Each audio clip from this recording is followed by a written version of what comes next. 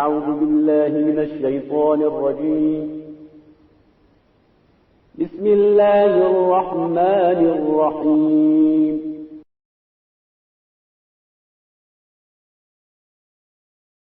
ساری دنیا حسین حسین کرے، ساری دنیا حسین حسین کرے، ساری دنیا حسین حسین کرے، ہزاروں ذکر مولا حسین کرے، ساری دنیا حسین حسین کرے، ساری دنیا حسین حسین۔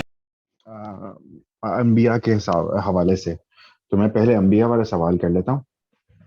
پہلا سوال یہ تھا کہ جیسے حضرت آدم کا تھا کہ آپ نے بیان فرمایا کہ ان کے اندر تھوڑی سی لالچ آ گئی تھی، یا ہم نے یہ بھی سنا ہے کہ اس کچھ واقعے کے اندر کہ جب ان کے جسم میں جان ڈالی جا رہی تھی تو انہوں نے جلدی کی تھی۔ ٹھیک ہے، ہمارا مسلمان اور اہل بیت کے جو ماننے والے ہیں ان کا ہمارا ایمان یہ ہے کہ انبیاء جو ہیں وہ بھی معصوم ہیں، اور انبیاء سے بڑھ کر ہیں چوہردہ معصومین۔ تو ترک اولا کا میں نے سنا تھا کہ انبیاء سے اور پیغمبروں سے ترک اولا ہو سکتا ہے، اور باقی معصومین اس سے استثنا ہے۔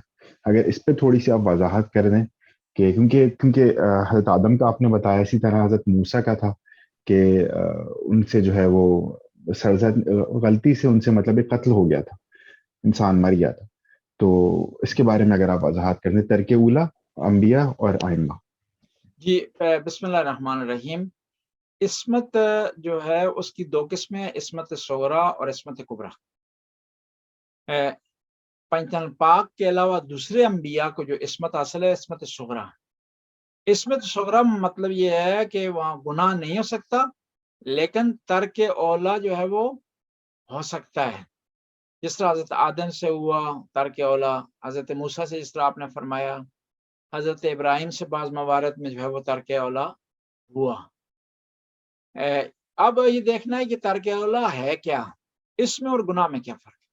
یہاں ایک اور ڈیفینیشن تھوڑی سی وضاحت کرتا چلوں کہ ہمارے پاس دو قسم کی دلائل ہوتے ہیں، نبوت پر، امامت پر، توحید پر، اور یہ دو قسم کے ہمارے پاس آثار ہیں، عقلی ہے یا نقلی۔ عقلی یعنی جو عقل ہمیں بتا رہا ہے، نقلی یعنی یہ روایت سے ہیں یا قرآن سے۔ اور اگر عقل اور نقل کے درمیان تعارض ہو جائے، کلیش ہو جائے، تو وہاں پر عقل کو ترجیح دی جاتی ہے اور نقل کی تعویل کی جاتی ہے۔ عقل ہمیں بتا رہا ہے کہ ہر نبی کو معصوم ہونا چاہیے، گناہوں سے پاک ہونا چاہیے، اور اس طرح سے قرآن کہہ رہا ہے عصا آدم ربہ وغوا۔ عصا عربی میں لفظ استعمال ہوتا ہے، عصا یعنی عصیان، گناہ، نافرمانی۔ بس یہ آیت کا ظاہری معنی یہ بنتا ہے کہ حضرت آدم نے معصیت کی، لیکن اس طرح سے یہ ہمیں عقلی دلائل سے یہ ہم نے ثابت کیا ہے، اور ہمارے پاس ثابت ہے کہ نبی کو معصوم ہونا چاہیے کیونکہ پیغام لا رہا ہے، اور پیغام معصوم اگر نہیں ہوگا پیغام لانے والا تو اس کے پیغام میں بھی خدشہ ہو سکتا ہے، اس میں بھی گناہ ہو سکتا ہے، اس میں بھی غلطی ہو سکتی ہے، بس اس کے لیے معصوم ہونا ضروری۔ اس طرف سے عصا کا لفظ استعمال ہوا، اور یہاں پر تعارض ہو گیا، تضاد ہو گیا، کلیش ہو گیا عقل اور نقل کے درمیان، تو یہاں پر عقل کو ترجیح دی جائے گی اور نقل کی جو ہے وہ تعویل کی جائے گی۔ تعویل اس کی یہ ہے کہ وہ کیا ہے، ترک اولا۔ ترک اولا یہ ہے کہ مراد اس سے یہ ہے کہ ایسا کام جو عام آدمی کے لیے گناہ نہیں ہے اور یہ گناہ نہیں سمجھا جاتا، لیکن نبی کی کیونکہ شان اتنی ہے، منزلت اتنی ہے، مقام اتنا ہے، اس سے سرزد نہیں ہونا چاہیے تھا۔ اس کی آسان سی مثال اس کی دوں کہ آپ سارے پاکستان میں رہے ہیں، زندگی کی آپ نے کچھ ٹائم وہاں گزارا، یہ آپ نے مکینک پاکستان میں دیکھو گے جو گاڑیاں ٹھیک کرتا ہے، اس کا لباس بھی آپ نے دیکھا ہوگا، اس لباس پر اگر چائے بھی گر جائے تو دکھائی نہیں دیتی، لیکن اس کے مقابلے میں ایک آدمی گاڑی ٹھیک کروانے کے لیے آیا تو اس نے مایا لگایا ہوا لباس پہنا ہوا ہے، کیٹی والا جو ہے لباس پہنا ہوا، اس نے وہ یا خاص قسم کا جو وہ لباس ہوتا ہے گرمیوں میں پاکستان میں لوگ پہنتے ہیں, بڑا وہ استری ہوتا ہے, وہ بڑا کڑک سا ہوتا ہے, صاف ستھرا ہوتا ہے, سفید ہوتا ہے, شفاف ہوتا ہے, کہ مکینک کے لباس پر چائے بھی گر جائے تو نظر نہیں آتی, محسوس نہیں ہوتا. لیکن وہ جو لباس پہنا ہوا ہے ایک سیٹ نے پاکستان میں, سفید کلف جس کو لگی ہوئی ہے, جو صحیح معنی میں استری ہوا ہے, اس پر پانی بھی گر جائے تو نظر آتا ہے. یعنی یہ انبیاء کا مقام اور شان اتنی ہے کہ ان سے یہ چیز بھی سرزد نہیں ہونی چاہیے تھی, اس وجہ سے سرزد ہو گئی ہے تو ہم اس کو گناہ نہیں کہہ سکتے, ترک اولا جو ہے وہ کہیں گے. اس کی کئی جو ہے مثالیں موجود ہیں. بس ترک اولا سے یہ مراد ہے. اور یہ بھی آپ کو پتہ چل گیا کہ عصمت کبریٰ کیا اور صغریٰ, اور آل بیت علیہ السلام پنجتن پاک وہ ہستی ہیں جن سے ترک اولا بھی نہیں ہوا.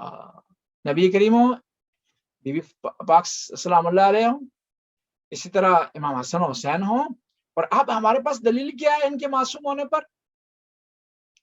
پنجتن پاک کے معصوم ہونے پر کیا دلیل ہے؟ اہل سنت ہم سے سوال کر سکتے ہیں. ہمارے پاس ایک نہیں بے شمار دلیل ہے.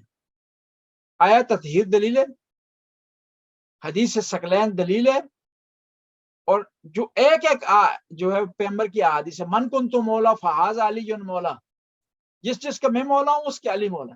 اگر علی علیہ السلام کو اگر معصوم نہیں مانیں گے تو ہمارے لیے ضروری ہے کہ نعوذ باللہ ہم اس بات کے قائل ہوں کہ نبی بھی معصوم نہیں تھے, اور وہ اہل سنت کبھی بھی اس بات کے قائل نہیں ہو سکتے کہ وہ کہیں کہ نبی معصوم نہیں تھے.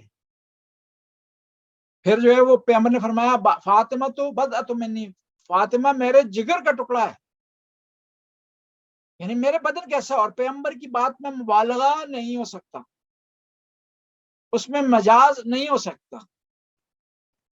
پیغمبر نے کہا کہ میرے بدن کا حصہ ہے, میرے جگر کا ٹکڑا ہے, فاطمہ مجھ سے ہے.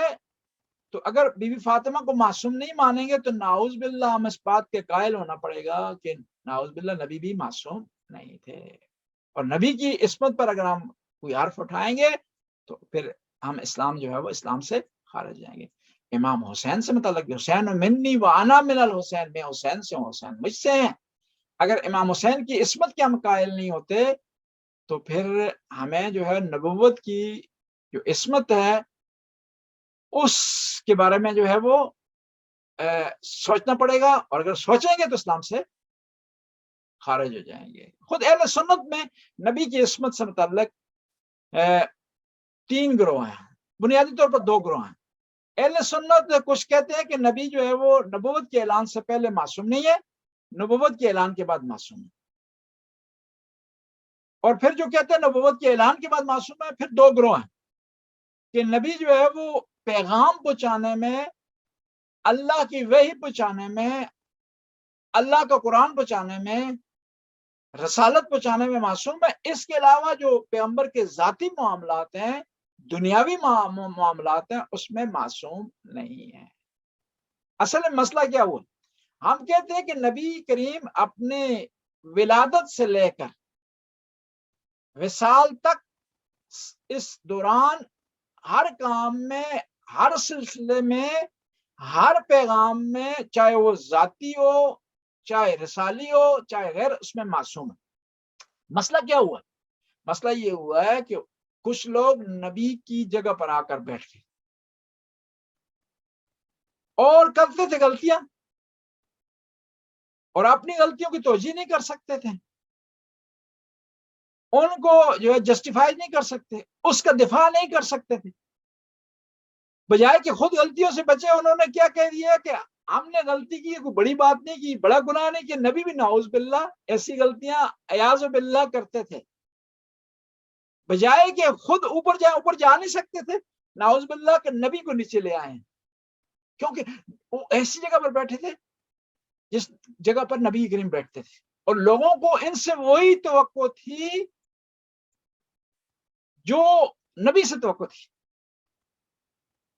اور ہوا بھی ہے اس دفعہ, ایک دفعہ اس طرح ہوا کہ حضرت عمر ایک جنگ میں تشریف فرما تھے, تو کوئی آ رہا ہے فقہ کا سوال پوچھ رہا ہے, کوئی آ رہا ہے حدیث کا سوال پوچھ رہا ہے, کوئی آ رہا ہے قرآن سے متعلق پوچھ رہا ہے. سوالوں کی بچھاڑ کر دی لوگوں نے. تو ظاہر تھے لوگ کس سے پوچھتے, اور امام علی کو تو انہوں نے جو ہے وہ سائڈ پر رکھ دیا تھا، وہ نہیں تھے ان معاملات میں۔ تو اب آخر میں اتنے مجبور ہو گئے حضرت عمر کہ انہوں نے اعلان کیا کہ سب لوگ اکٹھے ہو جائیں، میں تقریر کروں گا۔ تقریر میں انہوں نے کہا کہ اس کے بعد خبردار کوئی مجھ سے سوال کرے، فقہ پوچھنی ہے تو عبداللہ بن مسعود سے پوچھو، قرآن سے متعلق پوچھنا ہے تو ابی ابن کعب سے پوچھو، اور فلاں مسئلہ پوچھنا ہے تو فلاں آدمی سے پوچھو۔ انا خازنکم، میں تمہارے بیت المال کا خزانچی ہوں، اس سے متعلق پوچھنا ہے تو مجھ سے پوچھو کتنا آیا ہے اور کتنا خرچ ہوا اور کہاں گیا ہے۔ یعنی معاملات یہاں تک پہنچے تھے۔ تو پھر لوگوں نے کیا کیا، نبی کریم کی عصمت پر حرف اٹھایا۔ اور پھر یہ یہاں پر جب معاملہ ہوا تو دیکھیں یہاں پر یہ ایک سوال ہوتا ہے نا کہ پہلے خلفاء کے 3 خلفاء کے زمانے میں امیر المومنین میدان میں کیوں نہیں آئے؟